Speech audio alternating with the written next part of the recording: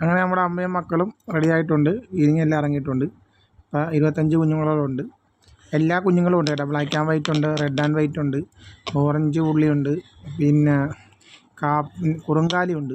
കുറുങ്കാലി പിന്നെ black and white ഉണ്ട്, അണ്ണാമരയുണ്ട്, നാടൻ ഓൾഡ് രീതിയിൽപ്പെട്ട എല്ലാ കുഞ്ഞുങ്ങളും ഉണ്ട്. 25 കുഞ്ഞുങ്ങളോളം ഉണ്ട്.